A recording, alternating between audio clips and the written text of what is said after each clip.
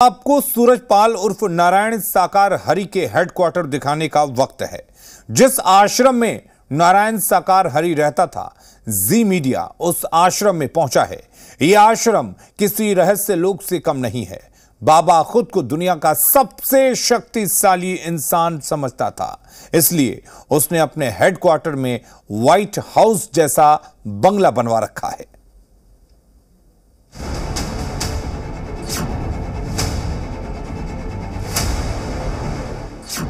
यह है सूरजपाल उर्फ नारायण सरकार हरि का रहस्य लोक।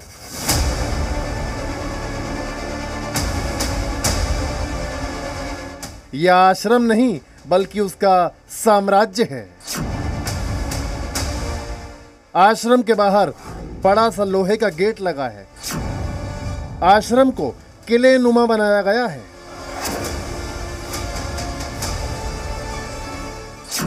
गेट से लगी हुई बाउंड्री 12 फीट ऊंची है। इतनी ऊंची बाउंड्री बनाने का मकसद यही है ताकि अंदर क्या हो रहा है किसी को पता ना चले। यह आश्रम मैनपुरी के बिचवा गांव में बना हुआ है और 21 बीघा यानी 53,000 वर्ग मीटर में फैला है। जी न्यूज की टीम ने इस हेडक्वार्टर में घुसने की कोशिश की, लेकिन अंदर से गेट बंद कर दिया गया। जी न्यूज की टीम को आश्रम के अंदर नहीं घुसने दिया गया, लेकिन जी न्यूज के कैमरे में सूरजपाल उर्फ नारायण साकार हरि का व्हाइट हाउस कैद हो गया। आश्रम के अंदर बनाया गया है नारायण साकार हरि का महल। यह पूरी तरह से सफेद रंग का है। इसे व्हाइट हाउस इसलिए कह रहे हैं क्योंकि अमेरिकी राष्ट्रपति के आधिकारिक निवास व्हाइट हाउस जैसा बनाया गया है। मतलब ये बाबा खुद को दुनिया का सबसे ताकतवर शख्स समझता था। पूरा साम्राज्य अगर कह दें, जो मैनपुरी में अभी तक जो सामने आता हुआ दिखाई दे रहा है वो लगभग 10 एकड़ से ज्यादा का दिखाई दे रहा है। ये सब जो जमीनें आपको ये सड़क के किनारे की जमीनें दिखाई देंगी, सभी जमीनें बाबा ने ले रखी है। इतना बड़ा साम्राज्य बाबा ने मैनपुरी में खड़ा किया है। कहा जाता है कि बाबा यहाँ पर अपने टेंट को लगाकर प्रवचन देता है और यहाँ पर श्रद्धालुओं की भीड़ को इकट्ठा करता है। आश्रम के हर कमरे में एसी लगा हुआ है। गांव में बिजली हो ना हो, आश्रम में 24 घंटे जनरेटर से बिजली आती है। बाबा के इस राजमहल की कुल कीमत 50 करोड़ के आसपास की आंकी जा रही है। आश्रम के अंदर कई गाड़ियां खड़ी हुई दिखी। माना जा रहा है कि ये गाड़ियां नारायण साकार हरि की ही हैं। ये बाबा का हेडक्वार्टर है, लेकिन उसके छोटे छोटे आश्रम यूपी के कई जिलों में हैं।